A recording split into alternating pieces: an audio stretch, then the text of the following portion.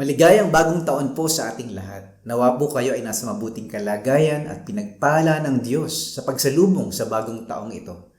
Nawa po sa ating pakikinig ng mga salita ng Diyos sa araw na ito ay kaugnayan tayo ng Panginoon at magkaroon po tayo ng panibago at sariwang pagkaunawa sa Kanyang pag-ibig at sa Kanyang panawagan sa atin na magtiwala sa Kanya, sumunod sa Diyos at panghawakan ang mga pangako ng Diyos sa ating mga buhay. Pagpalain po tayo ng Panginoon sa ating pag-awit at sa ating pagsamba sa araw na ito.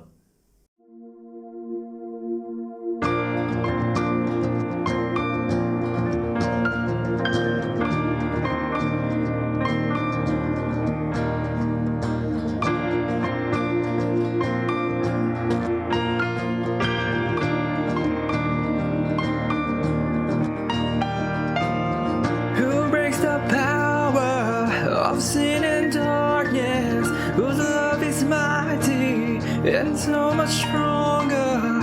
The King of glory, the King above all kings.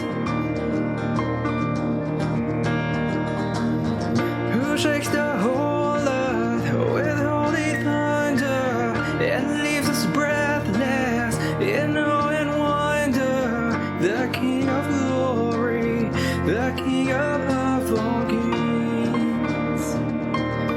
This is amazing grace. This is unfailing love. That you would take my place. That you would bear my cross. You lay down your life, that I would be set free. Oh, Jesus, I sing for all that you've done for me.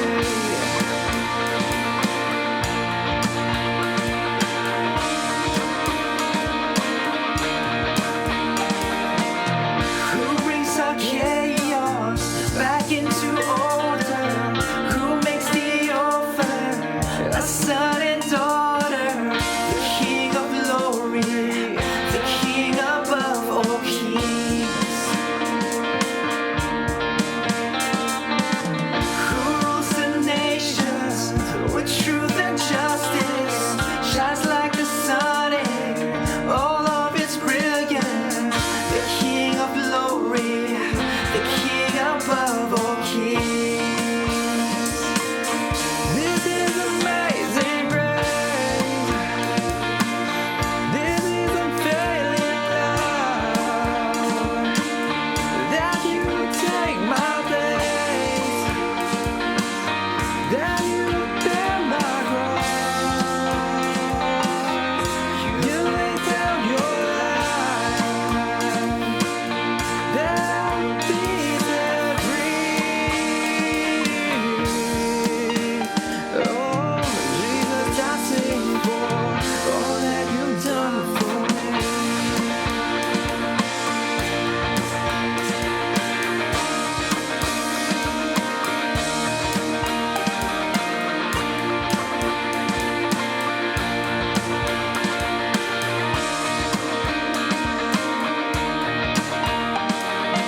Worthy is the Lamb that was slain.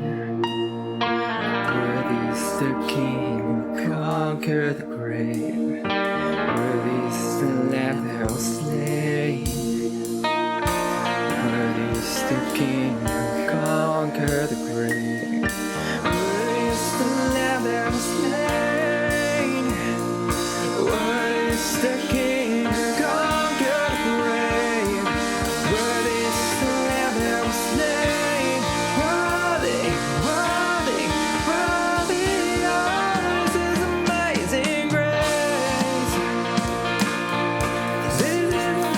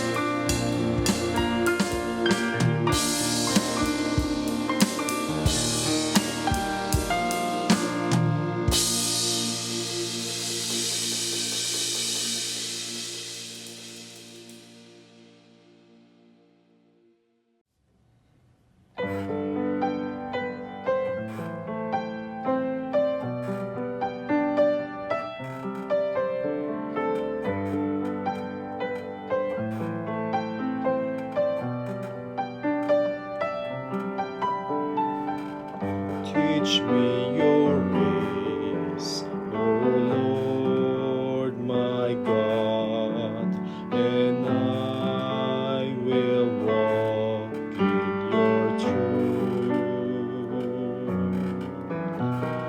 Give me a totally undivided heart, that I may fear your name.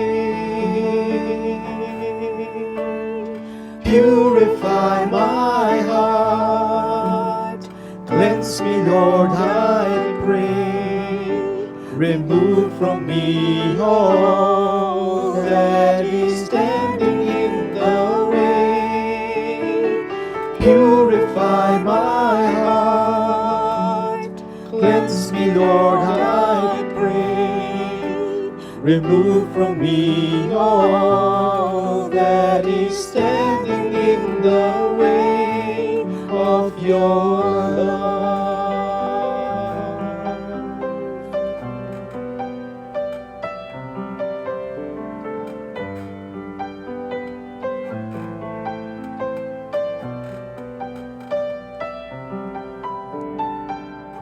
Teach me your ways, O Lord my God, and I will walk in your truth. Give me a totally undivided heart, that I may fear your name. Purify my heart, cleanse me, Lord, I pray. Remove from me all that is standing in the way. Purify my heart, cleanse me, Lord, I pray. Remove from me all that is standing in the way of your love. Purify my heart, cleanse me, Lord, I pray. Remove from me all that is standing in the way. Purify my heart, cleanse me, Lord, I pray. Remove from me all that is standing in the way of your love. Remove from me all that is standing in the way of your love.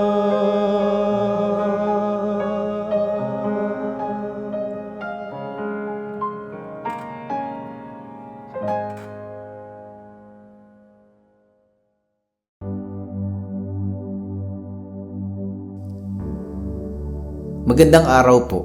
Ngayon po ay ating gugunitain ang dakilang pag-ibig ng Diyos na kanyang ipinamalas nang si Hesukristo ay namatay sa krus ng Kalbaryo para sa ating mga kasalanan. Ngayon pong araw na to, atin pong aalahanin ang huling hapunan. Tayo po'y manalangin.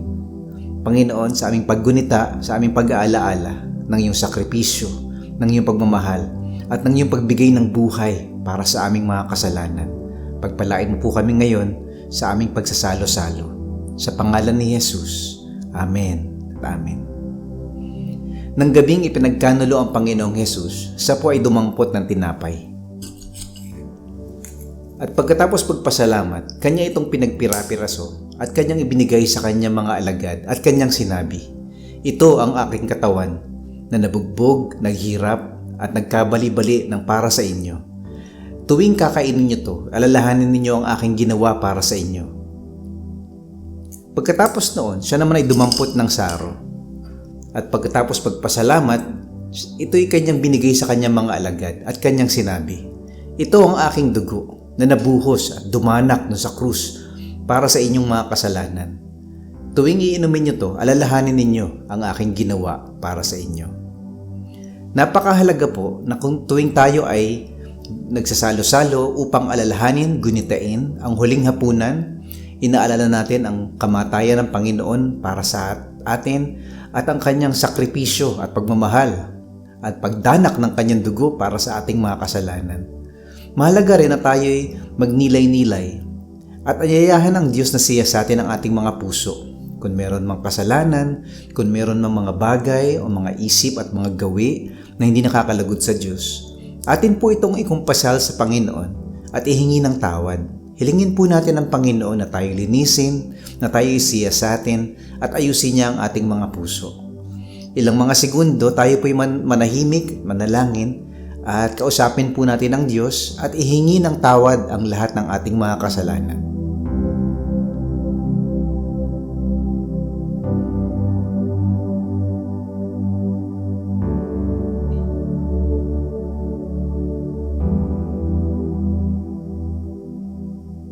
Panginoon, salamat po at dahil namatay ka sa krus para sa aming mga kasalanan at dahil sa dugo ni Jesus na dumanak sa krus, kami ay pinatawad. Kaya ngayon, Panginoon, sa aming pag-aalaala at paggunita ng iyong ginawa sa amin, nawa ay maging sariwa sa aming mga puso ang iyong pagmamahal, ang iyong pagkapatawad at ang iyong pagliligtas. Amen. Amen. Kainin po natin ang tinapay at inumin ang saro.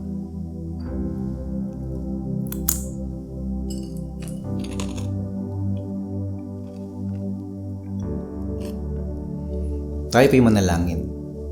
Salamat Panginoong Jesus, kami pinatawad mo, kami minahal mo, kami po ay niligtas mo. Dahil sa krus, kami ay may bagong buhay, may bagong pag-asa, may bagong layunin, at may bagong simula. Maraming salamat sa iyong pag-ibig po na iyong pinamalas sa krus ng Kalbaryo. Amen. Amen. Tanggapin po natin ang bendisyon ng Panginoon. Nawa'y mahalin mo ang Diyos ng buong puso, ng buong kaluluwa, ng buong isip at ng iyong buong pagkatao. At mahalin mo ang iyong kapwa tulad ng iyong pagmamahal sa iyong sarili. Nawa'y manatili kang tapat, naglilingkod, nagmamahal, sumasamba sa Panginoong Jesus hanggang sa kanyang muling pagbabalik. Pagpalain ka ng Panginoon at ingatan ka, paliwanagin nawa ng Panginoon ang kanyang mukha sa iyo at bigyan ka ng kapayapaan. Sa pangalan ng Ama at ng Anak at ng Banal na Espiritu. Amen. Amen at amen.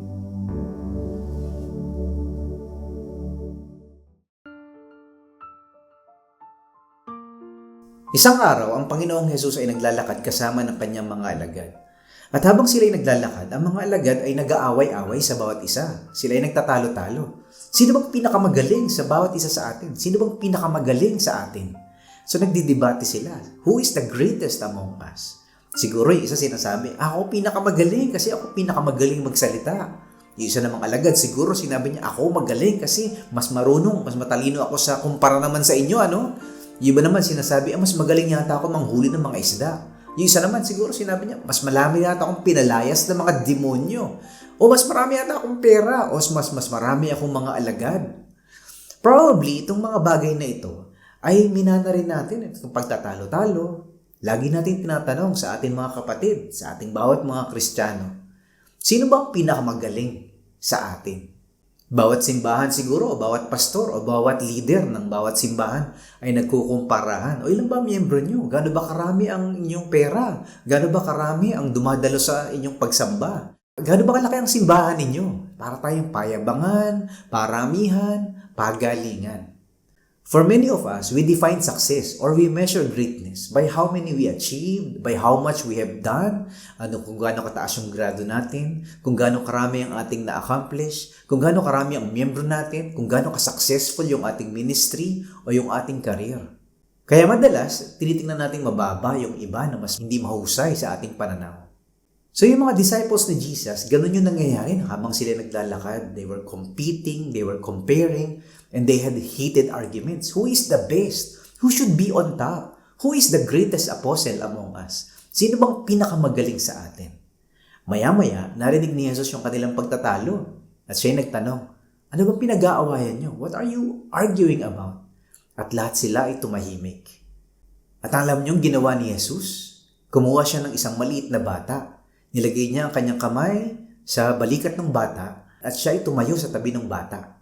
At tahimik yung mga alagad. The apostles were quiet. And Jesus said, "The least among you is the greatest. The lowest among you is the greatest. The last among you is the greatest." Kumbaga, sinasabi ni Jesus, kung nais niyong umangat, kailangan mong bumaba. Ang pinakamagaling sa lahat ay siyang pinakamababa sa lahat. Nagpapakababa, siyang nauhuli, at siya naglilingkod sa lahat. Yun ang pinakamagaling. Kumbaga, sinasabi ni Jesus na ang tunay na kagalingan, ang tunay na tagumpay, ang tunay na kadakilaan ay hindi nakukuha sa maraming ginawa, maraming alam, maraming pera, at maraming natagumpay na nakamit. Hindi ito nasusukat sa ayon sa panuntunan ng mundo. Sa paningin ni Jesus, ang pinakamagaling sa inyo ay yung nagpapakumbaba at naglilingkod. Ang nauuna ay siyang nahuhuli. Kung nais mong umangat, kailangan mong bumaba. Ang pinakamagaling sa lahat ay siyang nagpapakababa, nahuhuli, at naglilingkod sa lahat. Sino nga ba ang pinakamagaling? Ito ang unang panuntunan ni Jesus. Ang tunay na magaling ay hindi nakabatay sa lakas, kundi sa kahinaan. Ibig sabihin, kung sa paningin natin tayo ay mahina, yun ay pagkakataon na ang lakas ng Diyos ay makita sa ating mga buhay. Na tayo ay nakabatay ang ating lakas, ang ating tagumpay o ang ating galing, hindi sa ating sariling lakas o dunong o talino o talento. Bagkus ito'y nakabatay sa kapangyarihan ng Diyos, sa lakas ng Diyos at sa Espiritu ng Diyos sa ating mga buhay. Hinanatulad ni Jesus ang kanitong kagalingan sa isang bata, mahina at wala masyadong kagalingan sa kanyang sarili. Sinabi niya sa kanila, ang sino mang tumatanggap sa batang tulad nito dahil sa akin, ay tumatanggap sa akin. At ang tumatanggap sa akin ay tumatanggap sa aking Ama na nagsugo sa akin. Sapagkat ang pinakamababa sa inyong lahat ay siyang pinakadakila. Ayun, yun palang sinasabi ni Jesus. Ang pinakamagaling sa inyo, ang pinakadakila ay siyang nagpapakababa tulad ng batang ito. Inihalin tulad ni Jesus ang tunay na kadakilaan, ang tunay na tagumpay, ang tunay na kagalingan sa pagiging bata. Kaya nga sabi niya sa Matthew chapter 18 verse 4, ang sino mang nagpapakababa tulad ng batang ito, ang pinakadakila sa lahat ng kabilang sa kaharian ng Diyos. Ang galing ano? Parang binaligtad ni Jesus ang panuntunan ng mundo. Sa paningin ng mundo, ang tunay na magaling, ang tunay na dakila ay yung magaling, matalino, sikat, malakas, makapangyarihan, at laging nasa unahan. Pero sinasabi ni Jesus, hindi. Ang tunay na galing, ang tunay na kadakilaan, true greatness, true success, and true leadership is found when you become like a child, tulad ng bata, mahina, inosente, walang gaanong kaalaman, walang gaanong kagalingan, hindi makapangyarihan, wala sa posisyon, wala sa poder, kundi isang bata na umaasa sa Diyos, umaasa sa kapangyarihan na hindi sa Kanya. Wow! Ibang klase, ano? Ang panuntunan ni Jesus sa tunay na galing. Kumbaga si Jesus parang binabaklas niya yung mga maling kaisipan ng kanyang mga alagad na ang tunay na kadakilaan ay nakabate sa yaman mo, sa galing mo, sa mga panalo mo, at sa mga kapangyarihan mo, at sa poder mo, sa posisyon mo. Bagkus, sinasabi ni Jesus, hindi. Ang tunay na kadakilaan ay parang pagiging bata. Kumbaga parang inisip siguro ng mga alagad, ano? Niloloko mo ba ako? Seryoso ka ba? Bata? Paano magiging magaling ang bata? Paano magiging dakila ang isang bata? Wala kang alam yan eh. Siguro hindi sila makapaniwala. Parang nagagalit siguro sila o nainsulto sila. Lord, seryoso ka ba? Bata? Ang panuntunan mo, ang batayan mo ng kadakilaan? Kasi hindi yun yung kanilang kultura, hindi yun yung kanilang lipunan. It's against common sense, it's against culture, it's against the norm. Kasi during their time, in the Jewish, Greek, Roman world, ang isang bata, tulad ng mga kababaihan, sa panahon nila ay walang halaga. Parang yan yung mga hindi masyadong economically valuable items in society. The children, the poor, and the women. Kakaiba ito sa panahon natin ngayon. Sa kasalukuyan, sa ating modern times, we value children, we protect children from any abuse, from any maltreatment, from any discrimination. Pero during their time, to speak of a child as the greatest is very radical. Kumbaga, parang kakaibang turo ito. Sinasabi mo na yung pinakahamak, pinakamaliit, pinakawalang halaga sa lipunan, sila yung pinakadakila sa mata ng Diyos. Sila yung pinakamagaling sa paningin ni Jesus. Kasi yung mga bata noon, they have no rights, they have no privileges, they have no economic value. And so to speak of them as very valuable and very precious and very great in the eyes of God is very, very different. Children have no legal status, they have no rights, they have no voice whatsoever. They are not considered persons. They do not matter, they do not count. Kaya sa mga alagad ni Jesus, parang ang hirap-hirap nito tanggapin. This is a bitter pill to swallow. It's insulting, it's offensive, it's unpopular, it's unorthodox, it's unacceptable for them. Jesus is giving them a radical definition of greatness. It seems that Jesus is telling His disciples that the way to go up is to go down. Ang landas patungo sa kadakilaan, sa pagiging magaling. At kung gusto mong mauna, kailangan magpahuli ka. Kailangan maglingkod ka. Kailangan ikaw muna yung pinakamababa para ikaw maging pinakamagaling. The greatest among you is the least, the last, and the lowest among you. Ito rin yung parang sinasabi ni Apostle Paul, Parang sabi niya, buti na lang, meron akong kahinaan. Dahil sa kahinaan ko, lalong na ipapamalas kasi ang kagalingan ng Diyos. Sabi sa 2 Corinthians chapter 12 verses 9 to 10, ngunit sinabi ng Panginoon sa akin, sapat na sa iyo ang aking biyaya dahil ang kapangyarihan ko'y nakikita sa iyong kahinaan. Kaya buong galak kong pinagmamalaki ang aking mga kahinaan. Nang sa ganoon ay lagi kong maranasan ang kapangyarihan ni Kristo. Sapagkat kung kailan ako mahina, saka naman ako pinalalakas ng Diyos. Ang galing po? Sinasabi ni Jesus na ang tunay na kadakilaan sa mata ng Diyos ay pagpapakumbaba. True greatness in the eyes of God is when you lower yourself, when you humble yourself, and when you become a servant of others. Tandaan ninyo, kung nais mong umangat, kailangan mong bumaba. Ang pinakamagaling sa lahat ay siyang nagpapakababa, nahuhuli, at naglilingkod sa lahat. Sino nga bang magaling?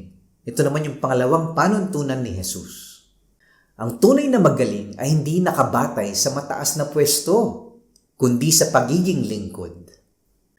Naalala niyo ba yung panahon na si Propetang Samuel ay naghahanap ng bagong hari para sa bansang Israel? Pinapila niya lahat ng mga anak ni Jesse. So hinahanap niya yung pinakamatangkad, pinakagwapo, pinakamalakas, pinakamagaling, at pinakatalentado. Yung maganda, matipuno, at magandang tignan. Yung bagay maging hari. Nalala niyo ba kung ano sinabi ng Diyos kay Propetang Samuel? Sabi niya, ang tao ay tumitingin sa panlabas na anyo, sa panlabas ng mga katangian. Ngunit ang Diyos ay tumitingin sa puso. Ang galing, Man looks on the outward appearance, but God looks in the heart. Yun pala ang tunay na sukatan at panuntunan ng kadakilaan. Ang tunay na galing sa paningin ng Diyos ay wala sa panlabas na itsura, panlabas na galing, panlabas na tagumpay, panlabas na kakayanan, o panlabas na katangiang pisikal. Kundi ito ay nasa ugali, nasa ating puso, nasa ating tunay na pagkatao. God looks at the heart. Ito marahil talaga yung naramdaman ng mga alagad nung sinasabi ni Jesus ang patungkol sa tunay na kadakilaan. If you want to be the great leader, you need to be a great servant first. The least among you is the greatest. The lowest among you is the greatest. The last among you is the greatest.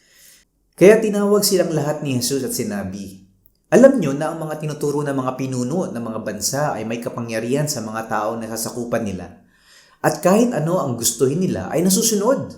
Pero hindi dapat ganyan ang umiral sa inyo. Sa halip, ang sino man sa inyo na gustong maging dakila ay dapat maging lingkod ninyo.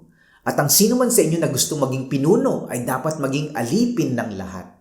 Sapagkat kahit ako na anak ng tao ay naparito sa mundo, hindi upang paglingkuran, kundi upang maglingkod at magbigay ng aking buhay para matubos ang maraming tao. Dito sa Gospel of Mark, bukod sa binabanggit ang kadakilaan sa pagiging tulad ng bata, binabanggit din ang kadakilaan sa pagiging tulad ng isang alipin. Ibang klase, no? Merong dalawang salita na ginamit dito si Mark. Yung unang salita ay diakonos, servant of all. Ang lingkod, naglilingkod sa lahat. Yung pangalawa naman ay doulos. Ito naman ay slave of all. Siya ay alipin ng lahat. Magkaiba yun, ha? Ang diakonos or ang isang lingkod is a willing servant. Siya ay nag-volunteer. He chooses to humble himself. He chooses to give up his privileges. He chooses to sacrifice. And he chooses to serve for the sake of helping others or pleasing his master. Ito daw ang diakonos. Ito daw ay isang uri din ng pagpapakumbaba voluntarily. Pero mayroong mas higit na mababa kumpara sa diakonos. At ito ang doulos. From a servant, may mas lower pa doon. It's a bond slave. Ang isang alipin ay walang karapatan. He has no rights, he has no voice, he has no will. He is literally the lowest among the caste of slaves. Kumbaga kung merong hierarchy ng mga lingkod, yung pinakamababa ay alipin. He is the least, he is the last, and the lowest among us. Ibang klase, no? So, si Mark sinasabi niya, bukod sa ang tunay na kadakilaan ay pagpapakumbaba tulad ng isang bata. Ang tunay na kadakilaan ay pagpapakumbaba tulad ng isang lingkod. Lingkod ng lahat. Pero hindi lang yon. The last and the least among us is the slave of all. He is the greatest among us. Ang pinakadakila sa ating lahat ay ang mga alipin na naglilingkod sa lahat. So parang sinasabi sa atin ni Jesus, ang tunay na landas patungo sa ibabaw ay ang pagpapakumbaba. To be the greatest is to be the servant of all, to be the slave of all, to be humble like a child, to give up your rights, to sacrifice your comfort, to voluntarily and willingly endure suffering and pain for the sake of others. Wow! Yun daw ang tunay na dakila sa mata ng Diyos. Hindi yung nagmamagaling, hindi yung nagmamayabang, hindi yung nagmamataas. Hindi yan sa dami ng posisyon, o tagumpay, o kayamanan, o kapangyarihan, o pwesto. Kundi ito ay nagmumula sa puso na handang maglingkod sa kapwa.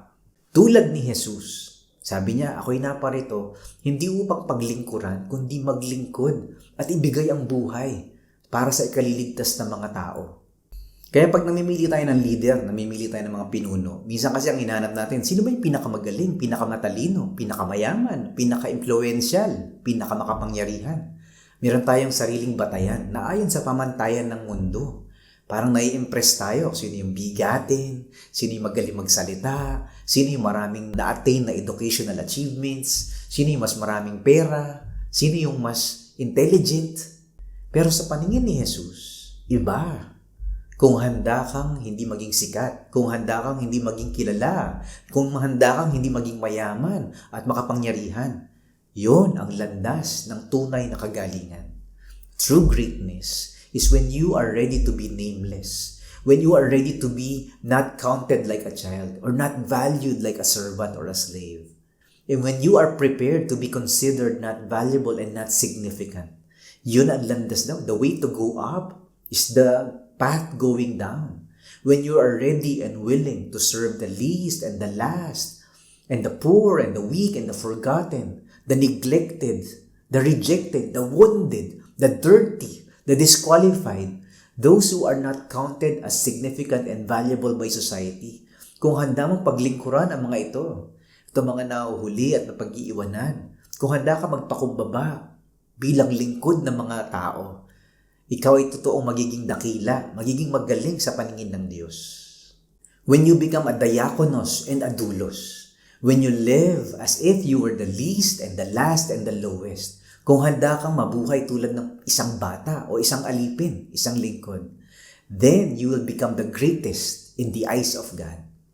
Tandaan nyo, kung nais mong umangat, kailangan mo bumaba. Ang pinakamagaling sa lahat ay siyang nagpapakababa, nahuli, at naglilingkod sa lahat. Sino nga bang magaling? Ito yung pangatlong panuntunan ni Jesus sa tunay na kadakilaan, sa tunay na galing. True greatness in the eyes of Jesus. Ang tunay na magaling ay hindi nakabatay sa mga tagumpay, kundi sa pusong mapagpakumbaba. Binaligtad talaga ni Jesus ang panuntunan, In the eyes of the world, in the eyes of society, tayo mga tao, ang pinakadakila sa ating mata ay yung nagpapakataas. Pero sa mata ng Diyos, ang tunay na dakila, ang tunay na magaling, the first is actually the one who lowers himself, yung nagpapakumbaba, the one who humbles himself. Tinanong sila ni Jesus, ano bang pinagtatalunan ninyo kanina sa daan? Hindi sila sumagot dahil ang pinagtatalunan nila ay kung sino sa kanila ang pinakadakila. Kaya umupo si Jesus at tinawag ang 12 apostol at sinabi sa kanila, ang sino man sa inyo na gustong maging pinakadakila sa lahat ay dapat magpakababa at maging lingkod ng lahat. In the Asian culture, there are at least 3 embedded values that counts for a person's greatness. Meron 3 bagay sa Asian society na naglalagay at nagsasabi na ikaw ay magaling. Honor, prosperity, and long life. Karangalan, karangyaan, at mahabang buhay. Si Jesus, nung nabuhay siya bilang tao sa mundo natin, binaligtad niya lahat ito. Jesus reversed these 3. Instead of having honor, Jesus was shamed. Instead of having prosperity, he experienced poverty. Instead of a long life, he died young. Ibang klase si Jesus, Pinapakita niya talaga na baligtad ang pananaw ng Diyos. Ang tunay na magaling, ang tunay na mahalaga, ang tunay na dakila sa mata ng Diyos ay hindi paramihan ng pera, hindi pagalingan ng tagumpay, hindi rin pahabaan ng buhay, hindi rin paramihan ng karangalang natatanggap. Bagkus, ang tunay na dakila sa mata ng Diyos ay yung nagpapakumbaba. Kaya nga sabi ni Apostle Paul sa Philippians chapter 2, dapat maging katulad ng kay Kristo Jesus ang pananaw ninyo. Kahit na nasa Kanya ang katangian ng Diyos, hindi niya itinuring ang pagiging kapantay ng Diyos bilang isang bagay na dapat panghawakan. Sa halip, ibinaba niya ng lubusan ang sarili niya sa pamamagitan ng pag-aanyong alipin. Naging tao siyang tulad natin. At sa pagiging tao niya, nagpakumbaba siya at naging masunurin sa Diyos hanggang sa kamatayan. Maging sa kamatayan sa krus. Kaya naman itinaas siyang lubos ng Diyos at binigyan ng titulong higit sa lahat ng titulo, upang ang lahat ng nasa langit at nasa lupa, nasa ilalim ng lupa ay luluhod at sasamba sa Kanya. At kikilalanin lahat na si Jesucristo ang Panginoon sa ikapupuri ng Diyos Ama.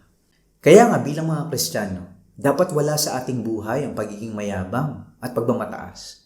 Yung bang superior attitude, feeling natin mas magaling tayo sa iba, mas magaling tayo, mas mahusay tayo, at mas nakaaangat tayo kumpara sa ibang tao. Hindi daw dapat ganun. Dapat daw ay maging katulad tayo ni Jesus. Dapat makita sa atin ang ugali ni Jesus.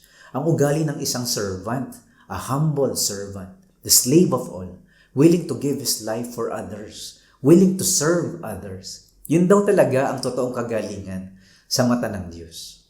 Nakakalungkot nga lang, maraming mga Kristiyano ang yayabang. Parang kumakatingin sa ibang mga tao, minamata, minamaliit. Kumaga, dinidiscriminate yung ibang mga tao na hindi katulad natin at hindi kagaya natin mag-isip at hindi kagaya ng ating pamumuhay. Hindi daw ganun ang paraan ni Jesus. Kaya nga maraming away-away kahit sa mga Kristiyano, kasi dahil sa yabangan na ito. Ako palagay ko, kapag natutunan natin yung katulad ng buhay ni Jesus, if many Christians will deeply understand and practice this childlike, servant-like idea of true greatness, there will be less church splits and there will be less division and fighting among Christians. Mababawasan yung ating inggitan, awayan, pagmamataasan at yabangan. Kasi tayo ay magiging katulad ni Jesus. We will be less arrogant, we will be more humble, and meek like children and like servants. Ang galing, May panawagan si Jesus na yung tunay na magaling ay yung nabubuhay na parang bata, may ugaling bata. Mahina, kumakapit sa Diyos, nagtitiwala sa Diyos, at kinikilala na wala siyang masyadong alam at marami pa siyang hindi natutuklasan sa mundong ito. When you have that humble attitude, handa kang matuto parang bata, di ba? Kasi hindi mo pa alam lahat. Wala kang sagot sa lahat ng mga tanong at wala kang paliwanag sa lahat ng mga nangyayari sa mundong ito. Madami sa atin kasi ang yabang parang ikaw lagi ang tama, lahat mali. Ikaw lang ang may alam, lahat mangmang. Sobrang yabang natin. di wow, ikaw lang magaling, ikaw lang ang tama, lahat mali. Sabi ni Jesus, maging kagaya kayo ng bata na handang matuto, handang magpaturo, handang magpakumbaba at aminin na ikaw ay mahina kung wala ang Diyos, na ikaw ay walang alam kung wala ang Diyos. Na ang ating karunungan, ang ating lakas, ang ating galing ay lahat galing sa Diyos. At sinasabi rin ni Jesus, maging katulad kayo ng mga lingkod, mga alipin, na binibigay, sinusuko ang kanilang mga karapatan at mga pribilehiyo. They surrender their rights and their privileges. They sacrifice their comforts for the sake of serving others. They give their life for others. Yun ang totoong Kristyanismo. To follow Christ is to follow a servant-like spirit, ang ugali ng isang lingkod, ang buhay ng isang alipin na handang magsakripisyo para sa iba. Yun daw ang totoong magaling sa paningin ni Jesus. Sa aking palagay, that is the real essence of Christianity, ano? The God who humbled Himself, took the form of a child, took the form of a bond servant to show us that the way up is down. The road to greatness is the path of humility. Ang tunay na landas patungo sa itaas ay ang pagpapakumbaba. For many, this is the paradox of Christianity. If you want to receive, you need to give. If you want to live, you need to die. If you want to go up, you need to go down. Ito ba yung ugali mo? Ito rin ba yung nasa puso mo? I dare you to think about these things, to search your heart. Jesus says that he who humbles himself will be exalted, and he who exalts himself will be humbled. Ano bang ibig sabihin sa iyo ng kagalingan? What does it mean to you to be great? Sa ating mundo ngayon, nakakalungkot. Ang definition of greatness, napakalayo sa definition ni Jesus. For many people today, greatness is about power. A person's greatness is measured by the things that they have, the ability to control. Or about prestige. A person's greatness is measured by the accolades that they have received. Lahat ng mga palakpak at lahat ng mga premyo at mga awards na natatanggap natin. Yun ang greatness, prestige. For some people, it's position. A person's greatness is measured by where they are in life. Saan ka nakatira, anong title mo, anong posisyon mo sa kumpanya, ilan na ang pera mo, gaano kalaki ang kayamanan mo. For some people, it's possessions. A person's greatness is measured by the things they own. Gaano kaganda yung kotse mo, ilan na ang naipon mong bahay, gaano kagara o karangya ang inyong mga gamit sa bahay. Jesus has a totally different view of greatness. Greatness is not measured by what you have or by what you do. It is not measured by who you are or where you are in life. But rather, greatness for the Christian is more about why you do what you do and who you do it for. Greatness flows out of giving, not out of getting. Para kay Jesus, greatness is all about sacrifice. We are called to give up who we are right now so that we can become what God wants us to be. It's also about service. We are called to give ourselves to others and invest our lives in those around us. It's also about selflessness. We are called to give ourselves to Christ and to God's kingdom. Yun, sa paningin ni Jesus, ang tunay na kadakilaan. Kung nais mong umangat, kailangan mong bumaba. Ang pinakamagaling sa lahat ay siyang nagpapakababa, nauhuli, at naglilingkod sa lahat. Para kay Jesus, ang tunay na magaling ay hindi nakabatay sa sariling lakas, kundi sa kahinaan. Ang tunay na magaling ay hindi nakabatay sa mataas na pwesto, kundi sa pagiging lingkod. Ang tunay na magaling ay hindi nakabatay sa mga tagumpay, kundi sa pusong nagpapakumbaba. Nawa sa ating pinag-usapan ngayon ay natutunan natin na sa paningin ng Diyos ay kakaiba ang definition niya ng greatness, ang definition ng Diyos ng kagalingan. Kaya itong pipili tayo ng pinuno na maglilingkod sa ating ministry, sa ating simbahan, o sa ating bansa, o sa ating organization. We need to choose the standards of Jesus Christ. Hindi yan pagalingan, patalinuhan, pagalingan magsalita at paramihan ng alam o paramihan ng kayamanan o impluensya o kapangyarihan. True greatness in the eyes of Jesus is about our ability to sacrifice, to be selfless, and our ability to serve. Tulad ni Jesus, kung gusto natin maging pinuno, if you want to be a great leader, we need to choose the path of humility, ang landas ng pagpapakumbaba, ang landas ng paglilingkod. Sana nga matigilan na natin yung pagmamata, pagmamaliit sa iba dahil kinukumpara natin yung ating sarili. Tingin natin tayo magaling, tayo marunong, tayo maraming alam, at tayo'y nagyayabang na tayo ang pinakasikat at tayo ang pinakamas mataas. Hindi dapat ganoon. Dapat ay maging kagaya natin si Jesus. I dare you to be a doulos. I dare you to be a diakonos. I dare you to be a child. I dare you to be a humble servant.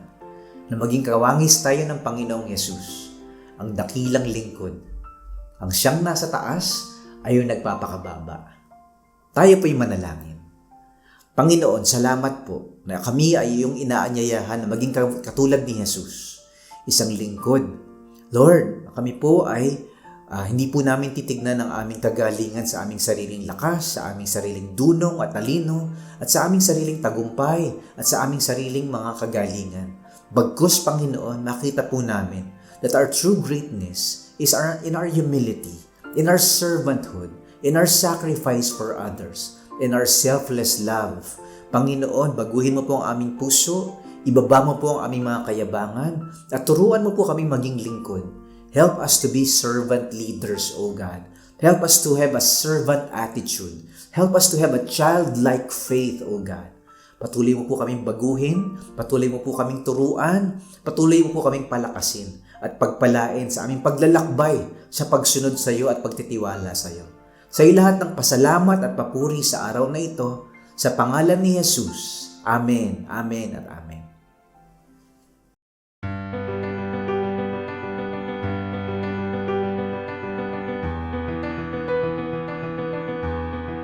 兄弟姐妹平安。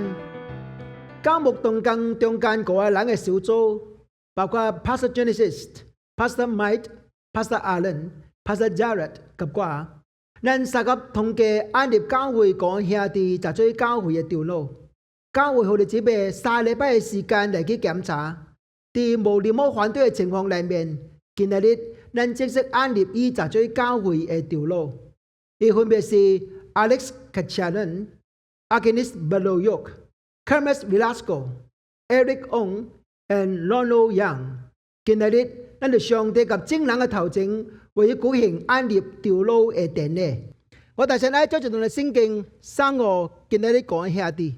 經本是啲彼得前書第9章1-9第4節 ，First Peter chapter 5:1-4，請睇下聖經嘅話。我即係最條路嘅，最基督受苦嘅見證，三級享受後來，特別顯人嘅榮耀，更啲中間及我三級最條路嘅人，無必牧養喺啲中間上帝困擾，按照上帝旨意嚟照管人，唔是出於勉強。乃是出於甘心，唔是因為貪財，乃是出於樂意；唔是轄制所託付你嘅搖款，乃是最困擾嘅無要。教練嘅目標顯然嘅時陣，你哋家啲着即係永遠未衰殘榮耀嘅冠冕。咱特別注意第2及第3節，講到這個條路喺教會裡面嘅工作，唔是出於勉強，是出於甘心；唔是因為貪財，是出於樂意。唔是因為轄制所託付你嘅，是最正人嘅榜樣。所以今日咱就主要頭前嚟安立這個嘅兄弟，就係阮嘅教會嘅條路。現在咱是為咗阮嘅兄弟，阮嘅嗰條路起誓嘅時陣。我現在喺正人嘅頭前嚟問阮嗰位兄弟，各位門隊，請聽下呢個答案。我用英文嚟講。Are you willing to serve the Lord Jesus Christ, the head of the church, wholeheartedly? Yes, I do. Yes, I do.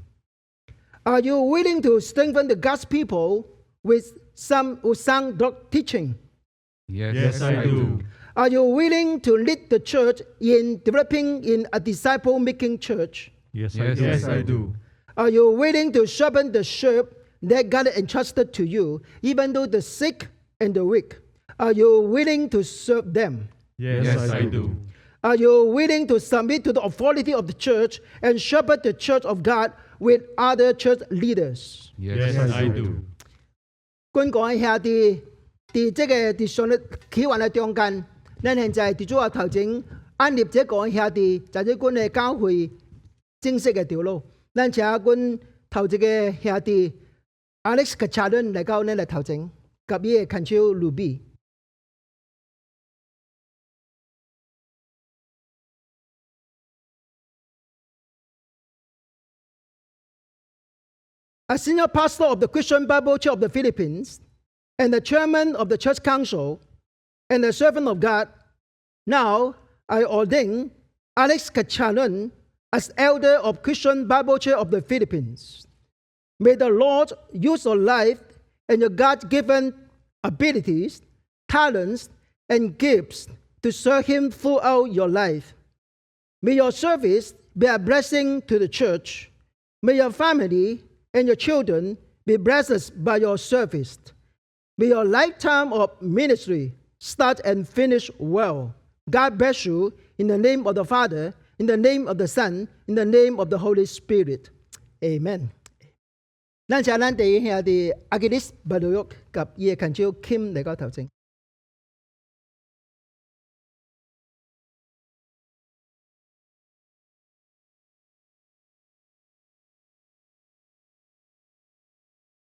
As senior pastor of Christian Bible Church of the Philippines, as a chairman of the church council, and as a servant of God, now I ordain Aginis Banoyok as elder of Christian Bible Church of the Philippines. May the Lord use your life and your God-given abilities, talents, and gifts to serve Him throughout your life. May your service be a blessing to the church. May your family and the children be blessed by your service. May your lifetime of ministry start and finish well. God bless you in the name of the Father, of the Son, of the Holy Spirit. Amen. 咱請咱第三兄弟 Carlos Velasco 及伊嘅牽手 Rowena。As senior pastor of Christian Bible Church of the Philippines and the chairman of the church council and the servant of God, now I ordain Carlos Velasco as elder of Christian Bible Church of the Philippines. May the Lord use your life and your God-given abilities, talents, and gifts to serve Him throughout your life. May your service be a blessing to the church. May your family and your children be blessed by your service. May your lifetime of ministry start and finish well. God bless you in the name of the Father, of the Son, and of the Holy Spirit. Amen. God bless you. 那就 Eric and Dest.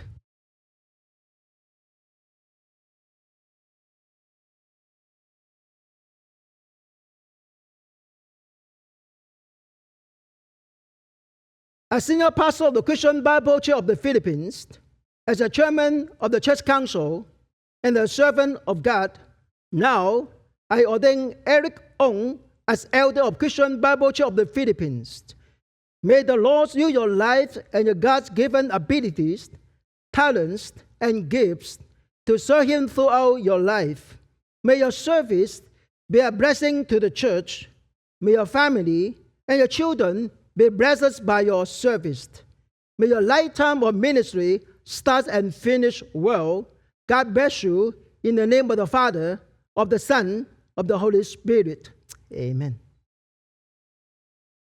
咱就關落尾一個兄弟 Ronald Yang 及伊嘅牽手 Irene。As senior pastor of Christian Bible Church of the Philippines, and the chairman of the church council, and the servant of God, now I ordain Nono Yang as elder of Christian Bible Church of the Philippines. May the Lord use your life and your God-given abilities, your talents, and your gifts to serve Him throughout your life. May your service be a blessing to the church. May your family and your children be blessed by your service.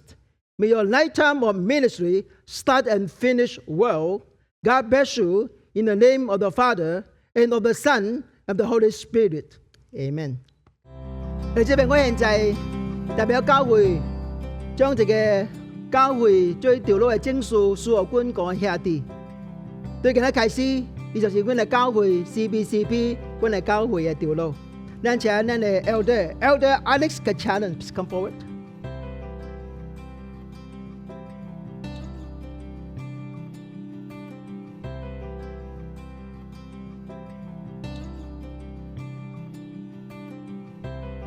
咱請咱嘅 Elder Agnes Baloyok please come forward。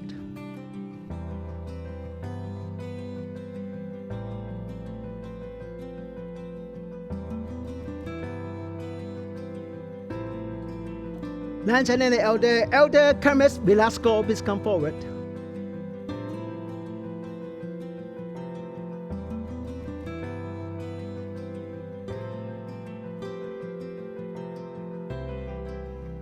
咱請咱嘅 Elder Eric Ong。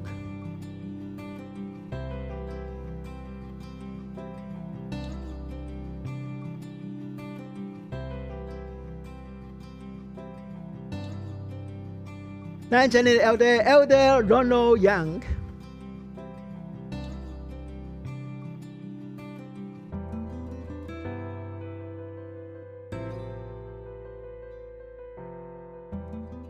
咱三個為君各位兄弟各位長老來祈禱。天父君感謝你，我君今日喺上帝及正那頭前，為君各位兄弟安立在做 CBCP 教會嘅長老。君知影伊嘅工作較較重，伊嘅責任較較重要。天父君將君各位兄弟伊本身及伊嘅家庭交到主你內面，關上咧使用這個兄弟。這個係家庭就做 CBCP 教會頭前嘅祝福，藉到這個兄弟嘅侍奉，互阮更加合乎上帝嘅心意，嚟建立一間榮耀上帝嘅教會。